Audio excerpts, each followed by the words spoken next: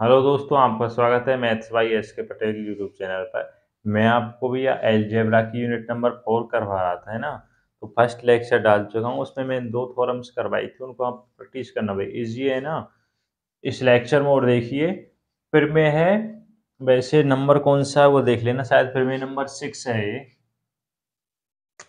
Book की फिर में नंबर 6 है। सिद्ध कीजिए कि प्रत्येक क्षेत्र एक पूर्णांक प्रांत होता है, परंतु इसका विलोम सत्य नहीं है, ये आवश्यक नहीं है। देखिए प्रूफ किस तरह करना है। आपको दिया हुआ क्या है, माना कि सिद्ध कीजिए कि प्रत्येक क्षेत्र एक पूर्णांक प्रांत होता है, परंतु इसका विलोम सत्य नहीं है।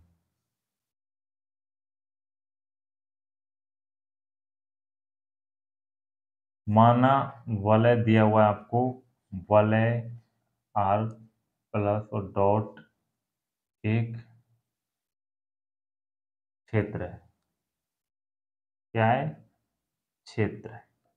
माना वलय एक क्या है, क्षेत्र है, एक पूर्णांकीय प्रांत होता है, परंतु इसका विलोम सत्य नहीं है, आवश्यक नहीं है, ये आपको दिया हुआ है। जब क्षेत्र के लिए भाई 3 कंडीशन है। फर्स्ट की वो क्रमबनी में है, यदि वो क्षेत्र है तो क्रमबनी में होगा,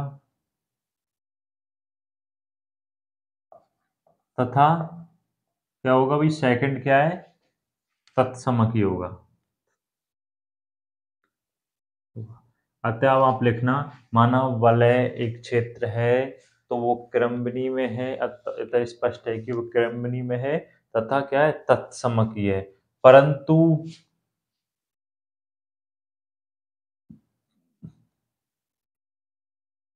इसके प्रत्येक प्रतिलोम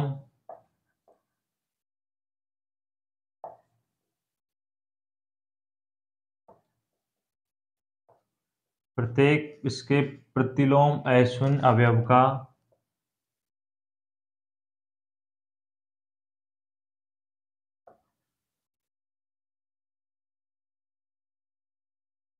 गुणात्मक प्रतिलोम आर में विद्यमान हो। किस में विद्यमान हो? आर में विद्यमान हो। भाई ये सब मैंने को मन से नहीं लिखा, ये सब कंडीशन किसकी है, क्षेत्र की है। तीनों कंडीशन किसकी है, क्षेत्र की है। यदि कोई वलय एक क्षेत्र हो तो क्रमबनी में होगी तथा तत्समकी होगी, तथा इसके प्रतिलोम अशून्य अवयव का गुणात्मक प्रतिलोम किस में विद्यमान हो, आर में विद्यमान हो। अब आपको प्रूफ क्या करना है, सिद्ध करना है।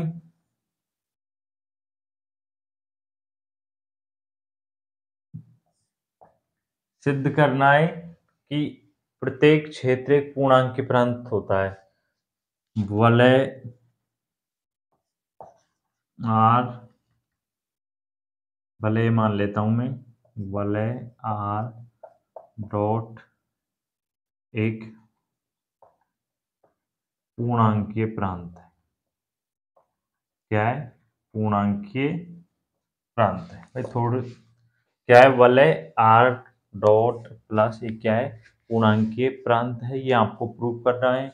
अब देखिए, वलय आर डॉट एक क्या है भाई, क्षेत्र है। जब क्षेत्र है तो वो तत्समक क्रमबनी में होगी तथा तत्समक।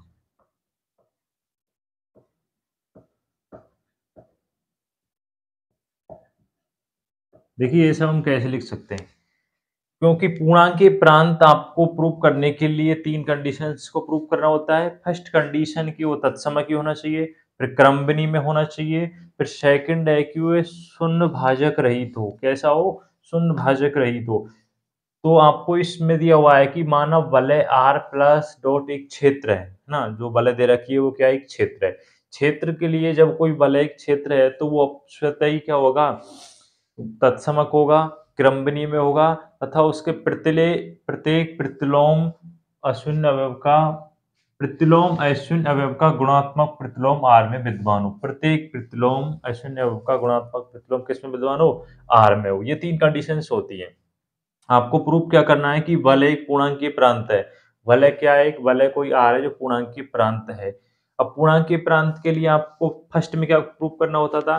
क्रमबनी में हो, तत्समकी हो और एक शून्य भाजक रहित हो। तो आपको इस क्वेश्चन में लिख सकते हैं कि वलय आर प्लस एक क्षेत्र है, तो स्वतः क्षेत्र है तो स्वतः ही क्या हो जाएगा? क्रमबनी में तथा तत्समकी हो जाएगा।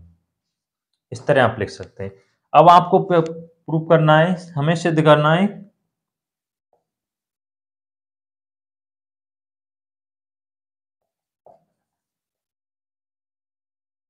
कि वलय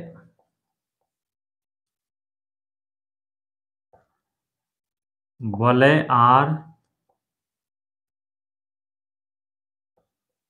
शून्य भाजक रहित हो। कैसी हो? वलय आर शून्य भाजक रहित हो। ये आपको प्रूव करना है। जब आप इस कंडीशंस को प्रूव कर देंगे तो ये क्या हो जाएगा? पूर्णांकीय प्रांत हो जाएगा। हम विपरीत मानकर चलते हैं। यदि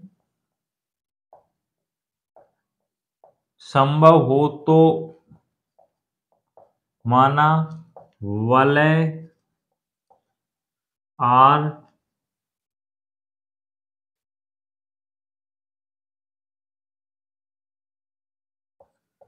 शून्य भाजक सहित हो। कैसी हो? वलय आर शून्य भाजक सहित हो। यदि मैं ए कोमा बी को बिलोंग्स टू आर मान लेता हूँ, A comma B belongs to R, तो ए नॉट इक्वल में 0, बी नॉट इक्वल में 0, ए डॉट बी इक्वल में किसके होगा? 0 के। ए डॉट बी इक्वल में किसके होगा?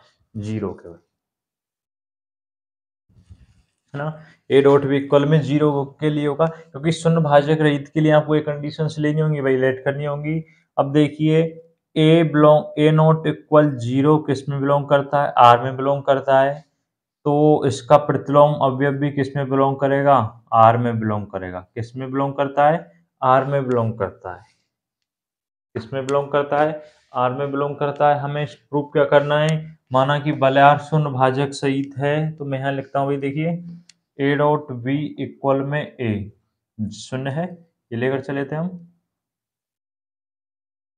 बोथ साइड में यदि इनवर्स करवा दूं, बोथ साइड में इनवर्स करवा दूं, A inverse A dot B equal में ए इनवर्स 0, तो इसको इस तरह लिख सकते हैं, A inverse A dot B equal में, ये तो 0 आ ही जाएगा।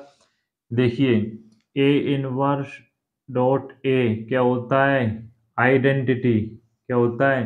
किसी अवयव का उसके प्रतिलोम अवयव के साथ डॉट कराने पर क्या था? आइडेंटिटी आता है। फर्स्ट यूनिट में पढ़ चुके होंगे ग्रुप में, ठीक है भाई, मैंने अच्छे से सिखाई ये सब चीजें फर्स्ट यूनिट में। तो आप लिख सकते हैं बी इक्वल में 0 आ जाएगा। बी इक्वल में क्या आ जाएगा?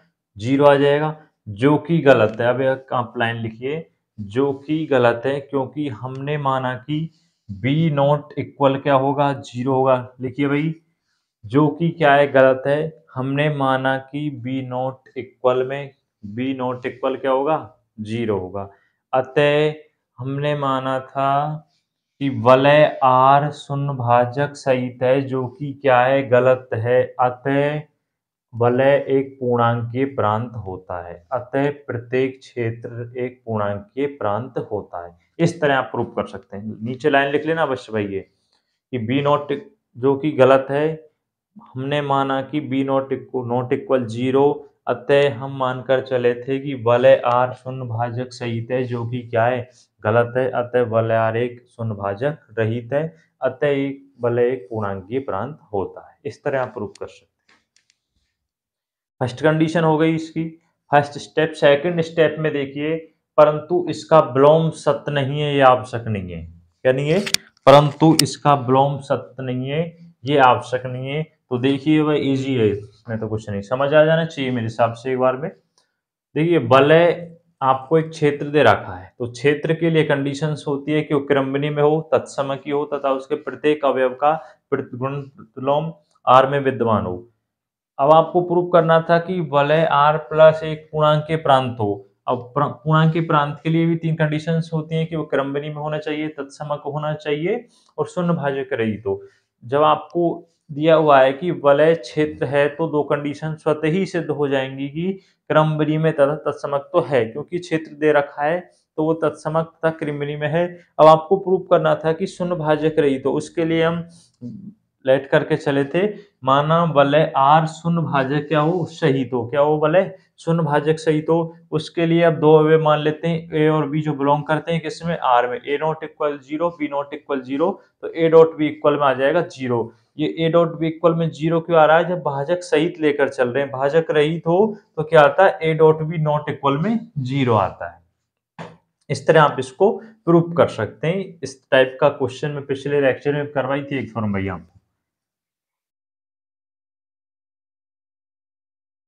अब देखिए, अब आप लिख सकते हैं परंतु,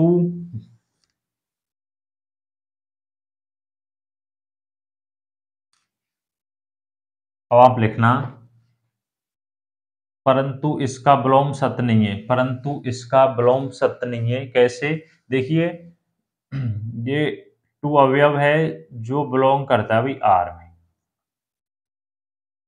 आर देखिए कोई सेट है जिसमें अवयव है 1 2 3, इस तरह से डॉट डॉट डॉट है ना। आर कोई अवयव है जो बिलोंग करता है किसमें, आर में। टू कोई अवयव है तो इसका प्रतिलोम अवयव क्या हो जाएगा, 1/2 हो जाएगा ना। तो 2 से 2 कैंसिल होकर क्या आ जाएगा, 1 आ जाएगा। क्या आ जाएगा, आइडेंटिटी आ जाएगा। आइडेंटिटी अवयव तो किसमें बिलोंग कर रहा है, इस आर में बिलोंग कर रहा है। 2 भी बिलोंग कर रहा है, लेकिन इसका जो प्रतिलोम अवयव है 1/2, वो इस सेट में कहीं भी बिलोंग नहीं कर रहा भाई, नहीं है ना इस सेट में। तो थर्ड कंडीशन क्या थी, थर्ड कंडीशन थी कि प्रत्येक प्रतिलोम अवयव, प्रत्येक प्रतिलोम अशून्य अवयव का गुणन प्रतिलोम आर में विद्यमान हो। जबकि ये इस कंडीशंस को फॉलो नहीं कर रहा भाई, नहीं कर रहा। कोई भी एग्जांपल ले सकते हैं आप, है ना, जो इस कंडीशन को फॉलो नहीं कर रहा। ये आपको प्रूव करना था। लास्ट में आप लिख देना कि प्रत्येक पूर्णांकीय प्रांत का क्षेत्र नहीं होता। ये कोई संभव नहीं है कि प्रत्येक पूर्णांकीय प्रांत का क्षेत्र हो। क्या लिखना है आपकी, इसका विलोम सत्य नहीं है तथा प्रत्येक पूर्णांकीय प्रांत का क्षेत्र हो, यह संभव नहीं है यदि यदि z प्लस डॉट एक पूर्णांकीय प्रांत है तो इसका क्षेत्र विद्यमान नहीं है। लास्ट में आप ये लिख देना, ठीक है भाई, समझ गए होंगे ना। लास्ट में आपको क्या करना है, परंतु इसका विलोम सत्य नहीं है, क्योंकि ये संभव नहीं है कि प्रत्येक पूर्णांकीय प्रांत का क्या हो, क्षेत्र हो। ये कोई संभव नहीं है भाई। प्रत्येक ये इस एग्जाम्पल से समझ सकते हैं आप, है ना। लास्ट में लिख देना, ठीक है भाई। इस तरह से इस थ्योरम को आप आसानी से प्रूव कर सकते हैं। नेक्स्ट थ्योरम और देखिए, लास्ट थ्योरम, उसके बाद दो एग्जाम्पल हैं।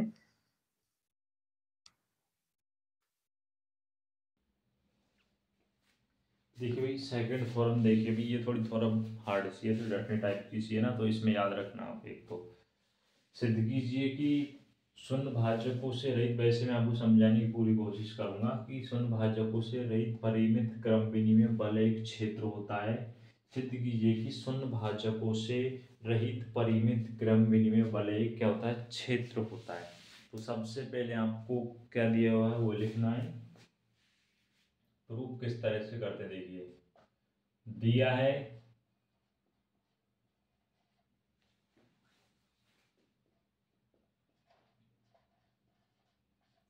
वलय आर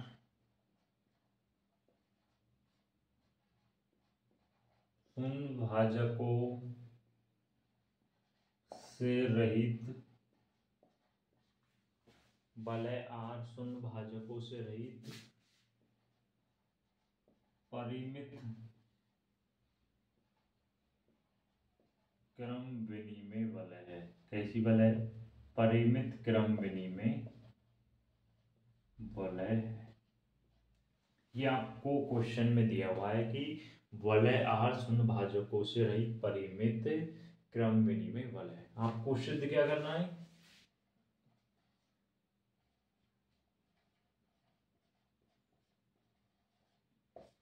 सिद्ध करना है कि वलय आर एक क्षेत्र है। क्या है? एक क्षेत्र। क्या आपको प्रूव करना है? वलय आर एक क्षेत्र है। अब देखिए आर एक परिमित बल है, चूंकि आर परिमित बल है। कैसी बल है? परिमित बल है। माना आर में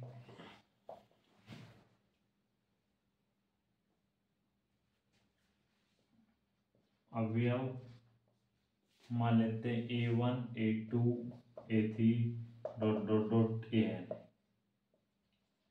माना आर में अवयव A1 A2 A3 dot dot AN है।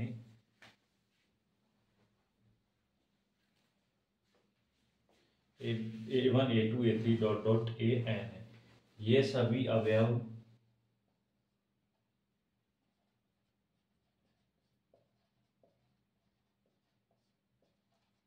अलग अलग है। कैसे अलग अलग है? चूंकि परिमित वलय आर है। वलय कैसी है? आर एक परिमित वलय है। माना आर में अवयव A1 A2 A3 dot dot AN है। ये सभी अवयव क्या हैं? अलग अलग है। यदि इन अवयवों को इस तरह लिख दूं मैं, जैसे इसको हम समीकरण नंबर 1 मान लेना इनको, और यदि समीकरण नंबर 2 इस तरह आर से डॉट गुना करके A2x A3x है ना डॉट डॉट डॉट AN है, इसको हम समीकरण नंबर 2 मान लेना समीकरण नंबर 2 मान लेना। अब यदि संभव हो, हमें तो प्रूफ क्या करना है कि ये सभी अवयव अलग अलग हो, तो हम विरोधाभास लेकर चलते हैं कि माना सभी अवयव यदि संभव हो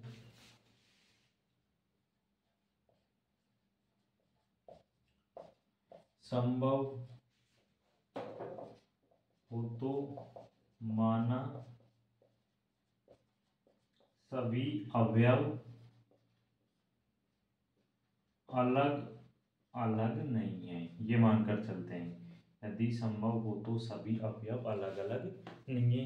तो देखिए ए आयोटा एक्स इक्वल में, क्योंकि इसको हम आयोटा मान लीजिए किसी 1 2 3 को ए जे एक्स इक्वल में 0। अब यदि इसको इस तरह सॉल्व किया जाए माइनस ए जे एक्स इक्वल में 0, तो यहाँ से आप जानते ए आयोटा माइनस ए जे एक्स क्या आ जाएगा? कॉमन आ जाएगा इक्वल में 0। हम जानते हैं कि हम एक्स नॉट इक्वल में तो 0, एक्स को तो 0 के इक्वल रख ही नहीं सकते। यदि एक्स को इक्वल के 0 रख दिया तो सभी अंक भी या सभी जो संख्या हैं सभी अवयव क्या हो जाएंगे? 0 हो जाएंगे। ऐसा तो होगा नहीं, तो हम किसको इक्वल रख सकते हैं? ए आयोटा ए जे, इसको हम रख सकते हैं ए आयोटा इक्वल में एच, जो कि क्या है? विरोधाभास है। विरोधाभास है। क्या है? विरोधाभास है, क्योंकि हमें प्रूफ क्या करना था? ये सभी अवयव अलग अलग हैं। हम ये लेट करके चले थे सभी अवयव अलग अलग नहीं हैं। अतः क्या है? विरोधाभास है, यानी कि इसको प्रूफ कर रहा है। तो ये स्टेप तो भी ये कंप्लीट हुआ है। नेक्स्ट आगे देखना है, इसको दोबारा से समझ लीजिए। आपको क्वेश्चन में दिया है कि वलय आर शून्य भाजकों से रहित परिमित क्रमविधि में वलय है। सिद्ध करना है कि वलय आर एक क्षेत्र है। अब देखिए आपको क्वेश्चन को देख देख कर आपको सारी कंडीशंस लिखनी है। आर परिमित वलय है। माना आर में हम अवयव मान लेते हैं A1 A2 A3 date dot AN, इस तरह से ये सभी अवयव कैसे अलग अलग हैं। इनको आप इक्वेशन नंबर फर्स्ट मान लेना। अब आप देखना इसमें डॉट कर देना x का, ए डॉट एक्स इस तरह से लिख देता हूँ, इसको आप समीकरण नंबर 2 मान लेना। ये यदि संभव हो तो माना सभी अवयव अलग अलग नहीं है, हम ये प्रूव कर रहे हैं ना।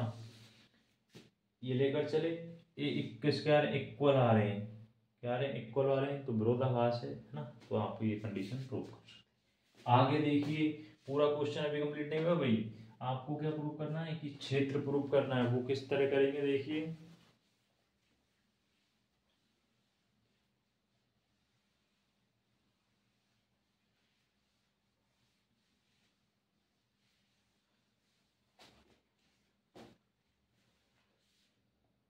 अतः ये लिख देना समीकरण नंबर 2 के सभी अवयव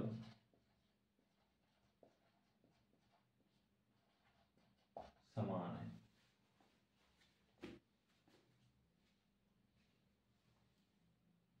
अब देखिए, अब आप समीकरण नंबर 3 कैसे बनाएंगे। अब यदि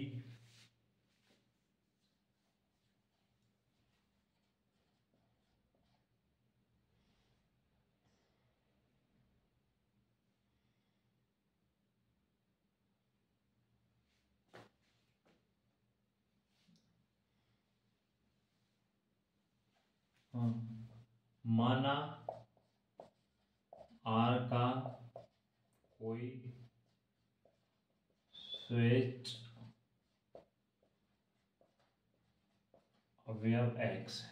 अब यदि हम मानकर चलते हैं, माना आर का कोई स्वेच्छ अवयव x मान लेते हैं, तो देखिए x बिलोंग्स टू r है ना, x बिलोंग्स टू r, तो a2 बिलोंग्स टू r। ये आपसे क्वेश्चन नंबर सेकंड से देखना भी, x बिलोंग्स टू r तो a2 बिलोंग्स टू क्या करेगा, r करेगा, यानी कि x इक्वल में a2 डॉट x इक्वल होगा x a2 के। इसको आप इक्वेशन नंबर थर्ड मान लेना। क्या मान लेना, इक्वेशन नंबर थर्ड मान लेना। अब देखना, माना r का कोई स्वेच्छ अवयव क्या है, y है। क्या है, स्वेच्छ अवयव y है। तब देखना y है, तब देखिए y बराबर am बिलोंग्स टू r। अब देखना y बराबर amx डॉट x इक्वल में x डॉट am। इस तरह से भाई थोड़ी सी याद करनी होगी आपको ये फॉर्म है ना, amx डॉट इक्वल में x। भाई ज़्यादा क्वेश्चन है नहीं इसमें, चार थोरों में तो कर लेना, कोई दिक्कत नहीं है। अलजेब्रा में ये सब तो आपको करना ही होगा। ये इसको इक्वल है, इसको इक्वेशन नंबर 4 मान लेना। इसको आप इक्वेशन नंबर 4 मान सकते हैं ना। अब देखिए यहाँ से ए, यदि इसमें A L dot L Y कोई अवयव मानकर चलता है ए तत्समक, तो Y dot A Y dot A L बराबर वाई बराबर हम क्या लिख सकते हैं, A M X A L है ना, A M X A L को क्या लिख सकते हैं, क्योंकि ए एल क्या है, कोई आइडेंटिटी है, तो क्या आ जाएगा, ए एम डॉट एक्स आ जाएगा, यानी कि इक्वल दोबारा से क्या आ जाएगा, वाई आ जाएगा। ए एल यहाँ पर किसको प्रदर्शित कर रहा है, आइडेंटिटी को, तत्समक को, इसको प्रदर्शित कर रहा है, तत्समक को प्रदर्शित कर रहा है। अतः अब आप लिख सकते हैं एक्स बिलोंग्स टू आर, तो A L belongs to R, A L belongs to R, यानी कि एक्स बराबर X dot X L dot X equal में एक्स डॉट एक्स ये लाइन ठीक होता है भाई। अतः इससे आप लिख सकते हैं, अतः आर में तत्समक अवयव विद्यमान है। फिर लिखना, अतः आर में तत्समक अवयव विद्यमान है। लिखिए भाई, अभी कुछ आपको नीचे और लिखना है, थोड़ी लिखनी है। अतः आर में तत्समक अवयव विद्यमान है। अतः आर में एकक अवयव है, ऐसा है, एकक अवयव है। लिखिए भाई, अतः आर में तत्समक अवयव विद्यमान है, अतः आर में एकक अवयव विद्यमान है। देखिए जैसे 1 बिलोंग्स टू आर, क्या होता है, 1 बिलोंग्स टू आर जो किसके इक्वल है, ए एल के, यानी कि तो ए एल बिलोंग करेगा किसमें, आर में। कोई तत्समक अवयव क्या मानते हैं, कोई तत्समक अवयव, तो आप ऐसा मान लीजिए यहां से, इसको एल की जगह आपके प्रदर्शित कर दीजिए। अब एल की जगह आपके प्रदर्शित करेंगे तो एक्स के डॉट में एक्स इक्वल में एक्स के, इस तरह से भी लिख सकते हैं, इस तरह से भी लिख सकते हैं। ये सब कब लिखना है, यदि आर, इसको प्रूव करने के बाद आपको लिखना है आर में, अतः आर में तत्समक अवयव है, अतः आर में एकक अवयव है। फिर आपको लिखना है ए एल बराबर one belongs to R, one belongs to R. यदि A L belongs to R हो तो आप इसकी जगह के प्रदर्शित कर दीजिए, एक्स के डॉट के बराबर एक्स ए। ये प्रदर्शित कर रहा है माना एक्स एक आर में स्वच्छ है, माना एक्स है जो आर में क्या है, स्वच्छ है, माना एक्स आर में स्वच्छ है, अतः आर के प्रत्येक अशून्य अवयव का प्रतिलोम अवयव आर में विद्यमान है, अतः आर के प्रत्येक अशून्य अवयव का प्रतिलोम अवयव आर में विद्यमान है। भाई ये बुक में देख लेना, वो नीचे की लाइन आप है ना वहां से पढ़ लेना। इस तरह से आप इस थ्योरम को प्रूव कर सकते हैं, लिख लेना भाई, वो एक दो लाइन रह गई है ना, वो मैं बोल रहा था, वो आप बुक से लिख लेना। इस तरह से आप इस थ्योरम को प्रूव कर सकते हैं। 4 थ्योरम्स करवाई थी, उनमें से इस थ्योरम को समझने में हल्की सी आपको प्रॉब्लम आई होगी, देख लेना भाई, थोड़ा सा थ्योरेटिकल पार्ट इसमें बिल्कुल ज़्यादा याद करनी है, हर स्टेप में आपको कुछ लाइनें याद करनी है। बाकी के 2 क्वेश्चन हैं जैसे बुक में लिख रहा था भी।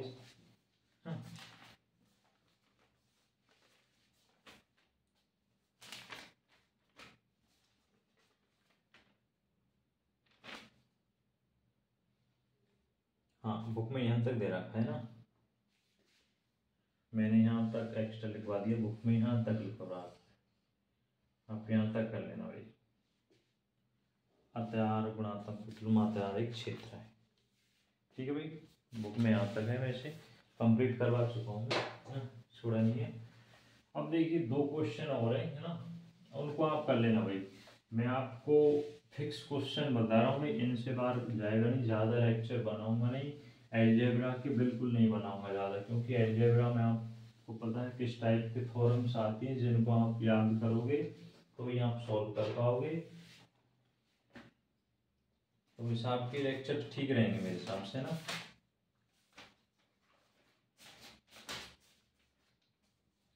देखिए एग्जाम्पल नंबर 5 है भाई, एग्जाम्पल नंबर 5 है, पेज नंबर 202 इस पर है भाई, देखना भाई सभी है ना।